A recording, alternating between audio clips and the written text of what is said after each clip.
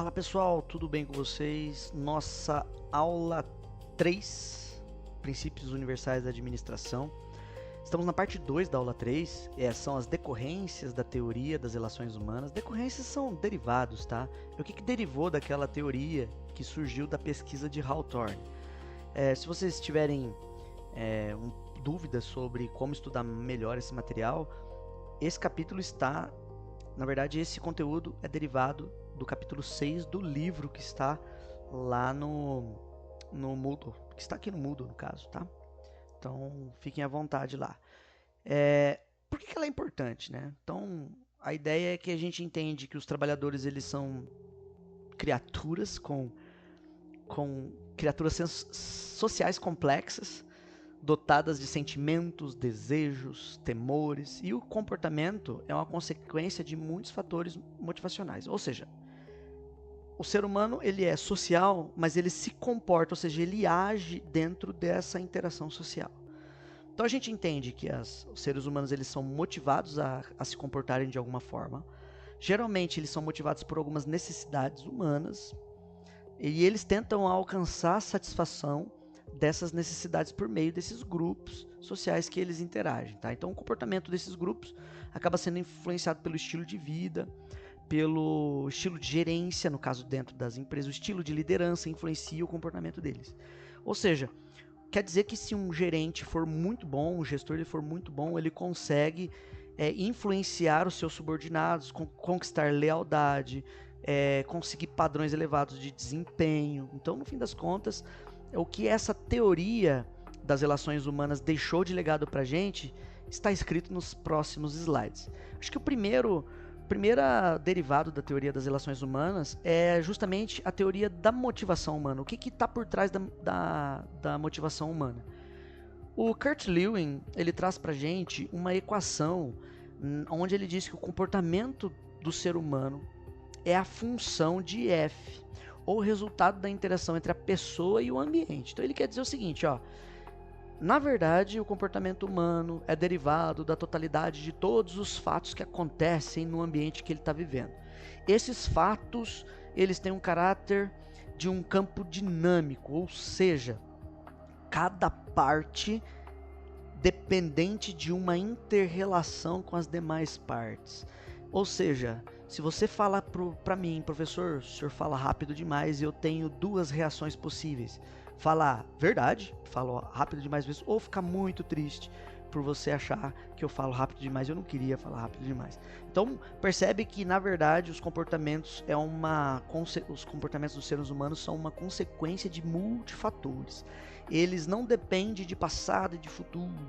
Eles dependem mais desse campo dinâmico que está no presente. O comportamento nosso depende do presente. É como a gente se sente agora que a gente decide. É como que a gente tem medo agora, tem coragem agora.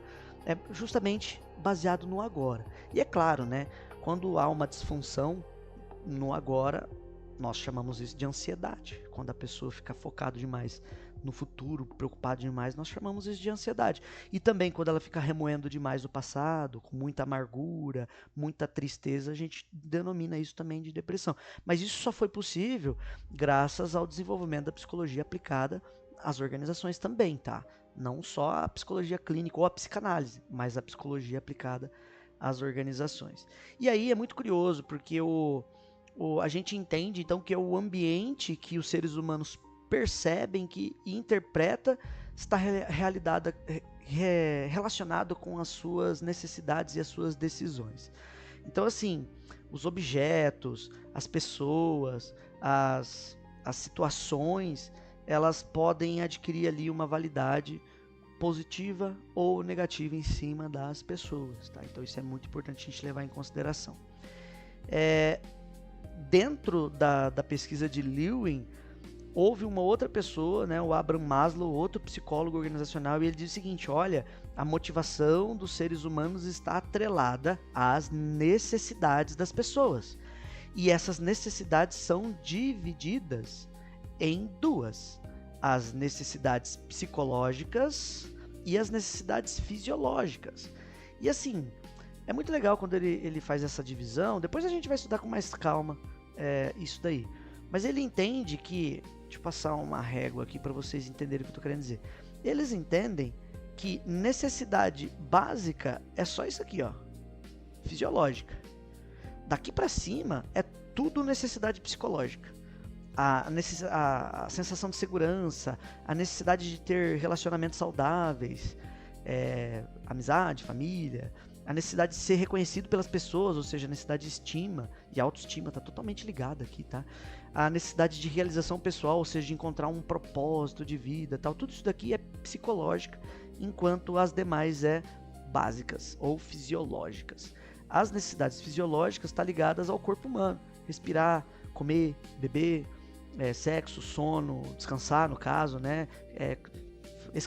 Fazer excreção, né? Fazer xixi, cocô, nesse sentido todo. E essas necessidades, de acordo com o Maslow, são essas necessidades que impulsionam o ciclo motivacional.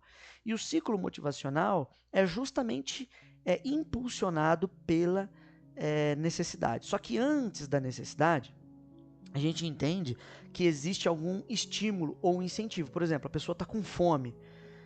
Ela até está com fome, mas há um estímulo. Por exemplo, passou na frente de um restaurante e aquele cheiro de bacon, de carne, e atiçou a fome dessa pessoa, ela fica em estado de tensão, e esse estado de tensão leva ela a agir, tá? Ou seja, precisou de um estímulo antes para ela entender que passa por uma necessidade. E aí sim, essa ação leva a pessoa a se satisfazer. A partir do momento que ela come, ela entra em equilíbrio de novo. Então ela se sente satisfeita, minhas necessidades foram sanadas e nesse momento ela entra em equilíbrio. Só que não só o Maslow, mas outros psicólogos do seu tempo chegaram na conclusão que nem todas as necessidades são satisfeitas. Há também as necessidades que são frustradas. E veja bem, isso daqui não é só para entender o comportamento das pessoas pensando em gerenciar, mas também é pensando em vender também, tá? Então o marketing usa muito dessas teorias de comportamento para poder vender melhor. E então guardem aí numa prateleira de vocês esse assunto, né? Guardem aí na memória de vocês esse assunto, porque pode ser resgatado na hora que falar de mercado e de mercadológica. Mas o ciclo motivacional, quando ele é bem sucedido, ele é feito dessa forma. Mas quando ele é mal sucedido, ou seja, ele é frustrado, nós descobrimos o seguinte: a pessoa que estava num estado de equilíbrio, ela é estimulada ou incentivada. Vamos voltar aí ao exemplo da comida, né? Sentiu o cheiro da comida, bateu aquela fome. Aí ela sente uma certa necessidade de comer, bate uma tensão porque a comida não está acessível, ela tenta agir e resolver esse problema da alimentação. E aí no meio do caminho ela descobre que está sem dinheiro para pedir uma marmita, que está sem crédito para poder pedir um iFood, e aí ela descobre que vai ter que esperar e não vai conseguir comer. E aí o que acontece? Essa ação, esse comportamento foi frustrado. E no momento da frustração, a necessidade permanece, tá? Ela permanece. E aí entra o papel de tomar outra atitude para tentar buscar, né? Tomar outra atitude justamente para tentar buscar esse equilíbrio. Muitas vezes não acontece isso, tá? O que acontece com a frustração? Do ponto de vista organizacional, dentro das empresas, essa frustração pode desorganizar os comportamentos das pessoas. Então, às vezes, as pessoas que se sentem frustradas podem agir na emoção e não muitas vezes de forma racional. Então, isso atrapalha um pouco. As pessoas frustradas tendem a ficar mais agressivas. Eu estou dando um exemplo da fome, mas poderia ser, por exemplo, você pedir um aumento. Você está com um problema muito grande, trabalha bastante, trabalha 12 horas por dia, pediu um aumento, o aumento não veio, você se torna frustrada. A ação foi lá pedir o aumento, mas esse aumento foi frustrado. Então, nesse caso, a pessoa pode se tornar um pouco agressiva, um pouco mais reativa, ela pode reagir de maneira emotiva desequilibrada, ou seja, ela pode chorar, ela pode demonstrar descontentamento, ela pode mostrar ansiedade, aflição, ela pode chegar em casa e não conseguir dormir por insônia, ela pode ter nervosismo, ter outros distúrbios. Então, assim, a frustração é o que a gente tenta eliminar dentro das organizações, e essa frustração a gente tenta eliminar dos funcionários e dos clientes também, tá? Então a gente tem que levar em consideração esses dois pontos de vista. Tá, então, assim, o próprio ciclo motivacional sendo interrompido pode trazer reações emocionais inapropriadas, pode trazer também alienação e apatia, as pessoas passam a não querer mais produzir, começar a agir com indiferença, sabe? O famoso dar de ombros, passa a agir com indiferença. Então é mais nesse sentido, mais nesse contexto. Agora, quando que a gente tenta compensar uma frustração? Porque a frustração, ou você resolve ela para buscar equilíbrio, ou você tenta compensar ela. Tá? Então a compensação, na verdade, é uma forma de você transferir ou diminuir a frustração. Então, por exemplo, quando a pessoa não consegue atender suas necessidades fisiológicas da fome ou da sede, você tenta, por exemplo, eu tô com fome, eu tento compensar a fome bebendo mais água, entendeu? É uma forma de compensar. Olha, vou demorar para comer, então vou beber mais água ali para encher a barriga e depois eu volto e como. Então é uma forma de olhar também essa questão. Outra coisa importante, quando a gente fala de necessidades psicológicas a gente costuma fazer transferências de compensação, sim. Então, se eu estou frustrado no meu trabalho porque a promoção não veio, ou porque o aumento não veio, o aumento do salário não veio, é natural você querer transferir esse problema para outro. Então, já que o aumento não veio, eu vou sair mais cedo hoje porque eu tenho que ir no médico. E você poderia marcar médico em outro horário. Ou, sei lá, você inventa qualquer outra desculpa, porque saúde também é difícil falar nesse sentido, né? Mas vamos pensar, precisava levar meu peixe para passear, tô zoando. Mas assim, precisava levar meu pet no veterinário. Né? Outra pessoa poderia estar fazendo isso para você, da sua família, mas você, de maneira apática, porque eu não conseguiu atender essa necessidade de segurança sua, que é de ter dinheiro para poder fazer planos e tudo mais, você acaba transferindo a sua frustração como uma forma de punir os frustradores, né? Então é muito curioso nesse sentido que é natural você fazer a transferência e compensar essas frustrações, tá? Então assim, a gente entende que às vezes há formas de compensar uma frustração. Então, por exemplo, não consegui o aumento necessário, não consegui a promoção. Eu queria sair de desenvolvedor sênior para, por exemplo, gestor de projetos. Só que daí essa vaga está ocupada. Eles não vão liberar para você ser gestor. Mas eles tentam compensar essa não promoção que não foi dada para você, né? Aumentando um pouquinho o seu salário. Então é possível, não recebi a promoção, não aumentei de cargo, mas aumentaram um pouquinho o meu salário. Então eles tentam compensar também, a gestão tenta compensar as frustrações tomando atitudes diversas, tá? Então é importante a gente fazer um exercício mental aqui e simular vários tipos de atitudes diferentes que dentro da administração a gente pode fazer. E aí, é claro, a gente começa a entender que as atitudes das pessoas dependem do moral, da forma como as interações sociais acontecem dentro das empresas. Então, assim, quando que as pessoas tomam mais atitudes? Quando o moral estiver elevado. E esse moral aqui não é o moral filosófico, não. O moral elevado, nós estamos falando da estima, do engajamento. Nós estamos falando, assim, como que você se sente engajado ao lidar com o seu superior? Você vê o seu superior, seu chefe, como uma pessoa que dá para confiar, como uma pessoa que tem um certo nível de amizade? Como que você confia na organização inteira? Não só seu chefe, mas a empresa inteira. Será que a empresa está crescendo mesmo? E você confia que futuramente há a possibilidade de promoções? Então é nesse sentido, o moral elevado está muito ligado ao engajamento e à confiança da organização. Tá? Então quanto maior é o moral, maior é o fanatismo que as pessoas têm dentro da empresa. Os próprios funcionários batem no peito e falam assim, eu tenho orgulho de trabalhar aqui.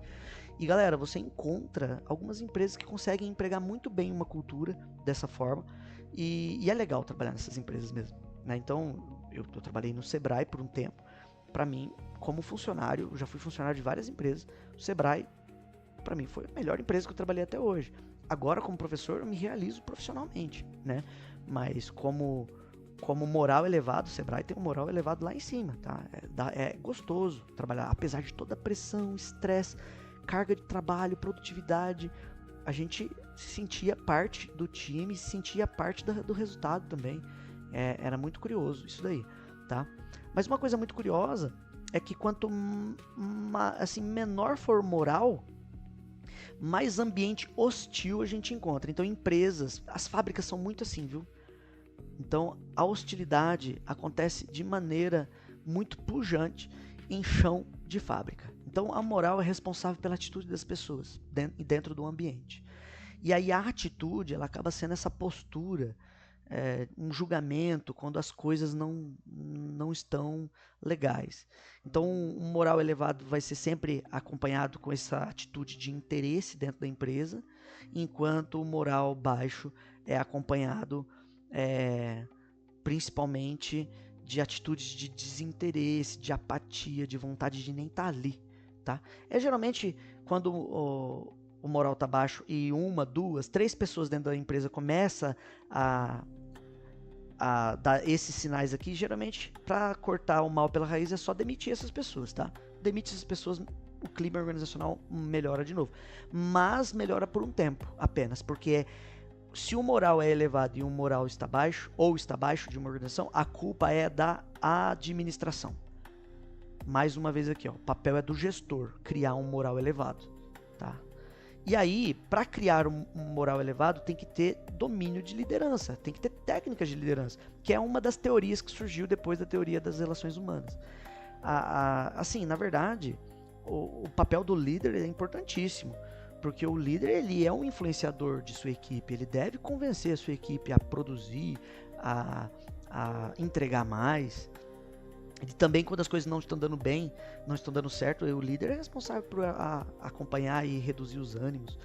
Então, como processo também de diminuir a incerteza do grupo, o líder é aquela pessoa que tem que inspirar confiança, tá?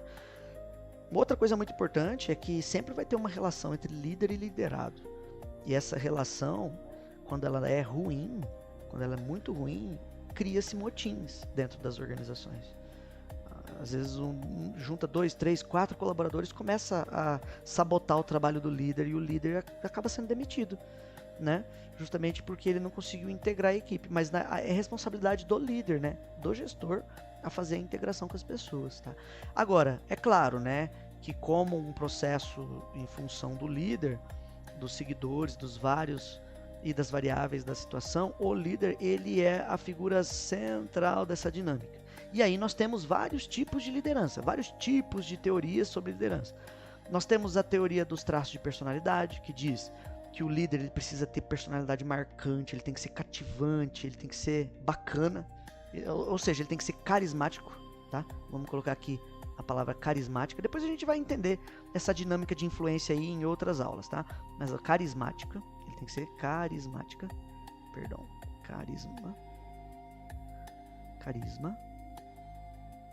E a teoria sobre estilos de liderança no sentido de estilos de conduzir pessoas. Então, existem várias maneiras de você conduzir as pessoas, né? Então, existe a autocrática, a liberal, a autocrática, liberal e a democrática. São estilos assim de você conseguir tocar os assuntos de dentro de uma organização. Enquanto a primeira fala muito sobre personalidade, a outra fala sobre conduta, o jeito que você conduz. E a última teoria é sobre a liderança situacional, que o líder, ele tem que adequar os seus comportamentos baseado na situação. Então, numa situação de estresse, ele tem que adequar seu comportamento para reduzir o estresse das pessoas. Numa situação de muita apatia, ele tem que fazer as pessoas se sentirem mais motivadas. Então, ele tem que adaptar o estilo de liderança, né, e os traços de comportamento dele, não é personalidade, é comportamento, para que ele possa contornar a situação. E aí, é claro, né, quando a gente olha a primeira teoria, que é a de traços de personalidade, a gente entende o seguinte, que do ponto de vista social, a pessoa tem que ser carismática, tá? A gente já falou isso. Carismática. Do ponto de vista intelectual, essa pessoa tem que ter autoridade no que fala, do ponto de vista físico, ela tem que inspirar segurança. E isso é uma polêmica, porque existem várias pesquisas científicas mostrando que pessoas mais altas e de estética mais vista como se fossem bonitas, pessoas mais bonitas, mais altas, elas tendem a influenciar muito mais o comportamento das outras pessoas. Né? Entre uma pessoa baixinha e feia e uma alta e bonita, a gente percebe que feia é relativo, tá? Mas eu estou dando um exemplo aqui porque por mais que a gente não concorde com o que eu estou falando ou com o que está escrito nas teorias, ela é real, tá? Isso acontece, existe esse preconceito. E aí a gente percebe que o atributo físico tá ligado à personalidade também, da pessoa, né? Não na personalidade psicológica, mas no sentido de entender a pessoa. O problema dessa teoria dos traços de personalidade é que ela é muito simplista, tá? Ela é preconceituosa, ela esquece que você pode influenciar o outro de outras formas, você não precisa ser bonito, inteligente ou carismático, né? E você não precisa ser o melhor na tarefa também. Então, às vezes a gente acha assim, ó, que o melhor líder é aquele que sabe 100% sobre uma determinada atividade. Não necessariamente. O ruim é quando ele não sabe nada, né? Que o Taylor, a gente já viu que o Taylor Fayol passou por esses problemas nas teorias deles. De você colocar um gerente que não entende nada da produção. Quando não entende nada é problema, mas quando entende minimamente, é melhor. Né? Então, assim, a gente vê que a teoria dos traços de personalidade ela não é adequada, 100% não é adequada. Tá? Quando a gente olha a teoria dos estilos de liderança, é muito curioso que os estilos de liderança estão mais ligados à conduta da pessoa. Tá? E essa conduta é dividida em 3. Então, nós estamos falando do líder autocrático, do democrático e do liberal. E assim, o autocrático é modelo Taylor total, tá? É militar. Manda quem pode, obedece quem tem juízo. Ou seja, depois que eu falei que o que você tem que fazer, você tem que ir lá e fazer. Para de choramingar, vai e faz, tá? Já a democrática, sim, existem a ordem, existe assim a missão, né? Olha, você precisa fazer um relatório até o fim do dia. Existe, mas existem as variáveis. Então você dá a missão para um funcionário fazer o relatório até o fim do dia e ele fala assim, olha, mas eu também tenho que terminar tal coisa até as 3 da tarde, será que vai dar tempo? Daí vocês dois juntos tentam achar uma solução. Então o estilo de liderança democrático leva em consideração ouvir as pessoas, tá? Ouvir e tentar atender as necessidades e as demandas das pessoas. Já o líder liberal, ele aconteceu em alguns momentos da história do Google. O Google utilizou um estilo de liderança liberal, principalmente nos anos 2000, ali em 2008, 2010. Entre 2008 e 2010 eles usavam um estilo bem liberal. Né? Hoje em dia é hibridizado, eles usam para cada situação um estilo de liderança diferente, porque é baseado em projetos. Né? Eu recomendo até vocês dar uma olhadinha em cada um desses estilos aqui, porque é importante para a nossa disciplina, tá? Talvez vai cair na prova. E aí, cada um desses estilos de lideranças tem ênfases diferentes. Então, o estilo autocrático, a ênfase é no poder do líder, né? Eu que mando, eu que estou mandando, entendeu? O foco é em mim, que sou o líder. O estilo democrático, o foco do líder também é nos subordinados. É do líder e dos subordinados. Ou seja, a gente tem que negociar o que precisa ser feito. A gente negocia prazo, negocia forma de se resolver o trabalho e tudo mais. Já o estilo de liderança liberal, o foco é 100% nos subordinados. E por isso que ele é um dos menos usados, tá? Porque é o que mais dá trabalho de ter resultado com eles.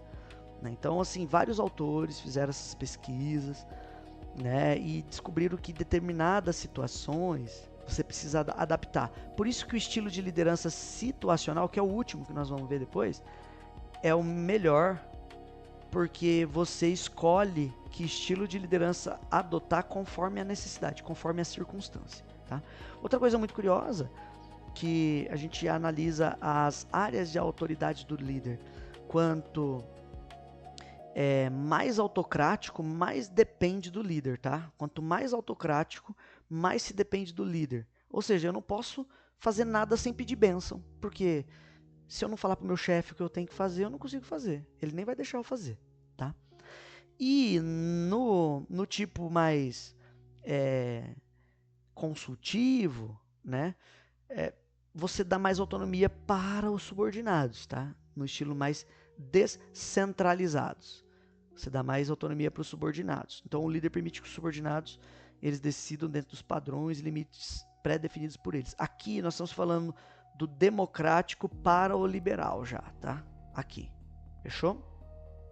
Outra coisa que eles descobriram sobre isso, que existem forças que condicionam os padrões de liderança das pessoas. Então, por exemplo, se a empresa ela já tem uma cultura pré-definida, se os valores, as tradições, então muda o jeito do líder conduzir o trabalho. Se há eficiência nos grupos de subordinados, então se uma equipe muito ruim de trabalho, o meu estilo de liderança vai ser diferente, se a equipe é improdutiva. Agora, se ela for muito produtiva, aí meu estilo de liderança vai ser outro. Outra coisa curiosa, quando você dá muita força aos gerentes, a gente percebe que tudo que gira em torno de um departamento ou de uma organização é baseado nessa pessoa. A gente chama até essas pessoas de deuses e semideuses. Por quê? Os valores pessoais são os valores pessoais do gerente, as convicções pessoais as convicções pessoais do gerente. Então ele meio que empurra as crenças dele para a equipe. Não vejo isso de uma maneira muito sadia, tá? Eu vejo isso como uma maneira muito autocrática de administrar. Não é legal, tá? O ideal mesmo é fazer um equilíbrio entre as duas forças. Quando os colaboradores manifestam necessidades, desejos, eles estão num ambiente de muita incerteza, é importante você ouvir e conversar com os seus subordinados. Então, as teorias de liderança descobriram que essas forças vai mudar a forma como o líder vai conduzir ou vai se comportar. Tá? Muito importante nesse sentido. E aí, é muito importante o líder saber se comunicar nesse contexto. Para ele saber se comunicar, existem redes diferentes no padrões de comunicação. Então, nós temos uma forma de você ficar centralizada, tá? E todo mundo vem e traz para você. Geralmente, no estilo de liderança autocrático, funciona assim, tá? No estilo de liderança autocrático. No estilo de liderança democrático, você delega. Então você usa uma cadeia de canais de comunicação. Então você passa para frente para uma pessoa que passa para outra e assim vai. Aqui, assim, a gente deve olhar com muito cuidado esse diagrama, porque nós estamos falando dos estilos de comunicação que um líder deve ter com seus subordinados, tá? Então o modelo de roda é muito rápido. A informação é centralizada. Lembra lá do Aristóteles, lá na primeira aula que a gente teve lá, que falava sobre os estilos de administração do Estado, monarquia, aristocracia e democracia? É sobre isso que a gente está falando. Quando o poder é centralizado num gestor, quando o poder está aqui, ó, quando ele está aqui, fica mais fácil a comunicação, ela é muito mais rápida. A informação ela chega fielmente, ou seja, é uma pessoa só trazendo a informação para você, então não vai ter distorção. A ênfase vai ser no líder, então a ênfase no líder sempre é pronunciada, é para ele. Porém, a moral da organização é mais pobre, ou seja, as pessoas não têm autonomia nenhuma. Elas têm que pedir bênção até para ir no banheiro. Elas têm que pedir bênção para poder atender um cliente. Elas têm que pedir bênção se pode ou não pode fazer alteração em algum procedimento. E isso faz com que as mudanças, né, ou seja, demorem mais. E mudanças principalmente de cargo, se for para subir alguém de cargo. Porque aqui não tem um sistema hierárquico bem definido. Ela é centralizador, tá? E aí, nós temos a de cadeia. A de cadeia ela é muito boa, a curacidade ela também é rápida. A ênfase no líder é marcante, porque o líder ele também é um ser de evidência aqui na organização. Só que também é lento, porque a informação deste indivíduo precisa primeiro passar para o outro, para depois chegar em mim, como líder. Então não é muito interessante. Já há um modelo de círculo, que é comunicação circular, é quando você envolve todos no processo. Mas assim, tem que envolver todos com coerência, tá? Não adianta eu falar sobre o cafezinho dos colaboradores só com marketing, tá? Não faz sentido. Tem que ter sentido eu falar com marketing sobre o cafezinho, né? Que os colaboradores têm acesso. A máquina de café que tem dentro da empresa. Então não é só sobre isso. Na verdade, a comunicação em círculo ela é muito boa porque todos se sentem pertencentes à organização, nesse sentido. Aí aqui a gente está falando de psicologia organizacional pura, tá? Então, o sistema circular de comunicação, para os líderes conseguirem lidar com essas forças situacionais e essa dinâmica de padrão de liderança, envolve a comunicação. E aí é claro, tá, pessoal? É claro que esses estilos, tudo que a gente falou aqui são derivados da teoria das relações humanas. Tudo isso é derivado da teoria das relações humanas e, mais importante, é mais uma vez uma evolução da teoria clássica para a teoria das relações humanas. Ela é muito boa do ponto de vista evolutivo, porém ela também tem algumas críticas. Depois eu recomendo que vocês estudem com mais calma, leem o diagrama sobre as diferenças entre teoria clássica e teoria das relações humanas. Isso é muito importante para nós, tá?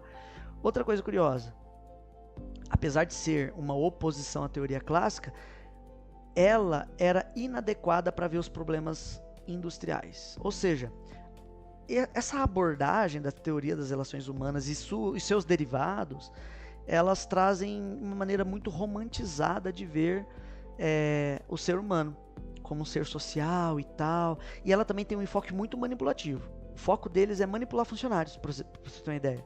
Então a ideia é como eu faço para tirar o melhor do meu colaborador. Então não é muito bem vista a teoria das relações humanas nesse quesito, mas toda a ciência produzida graças à teoria das relações humanas e às suas decorrências, elas são importantíssimas para a gente entender mais de psicologia organizacional e psicologia positiva. Então é muito importante nesse sentido. Então o enfoque deles era muito manipulativo. A ideia o papel da administração era incentivar, criar uma comunicação, um padrão de linguagem e padrões de liderança justamente para manipular grupos e não indivíduos. Então, através de uma ou outra situação, a gente manipula os grupos e extrai o melhor de cada um desses grupos, tá? Em resumo, essas são as decorrências da teoria das relações humanas. Recomendo que vocês estudem os gráficos lá, aquele diagrama que compara o que é a teoria, né, e as decorrências da teoria das relações humanas com a teoria clássica e a teoria científica. Isso vai ajudar a gente a entender melhor o nosso conteúdo. Até a próxima aula. Até mais, pessoal.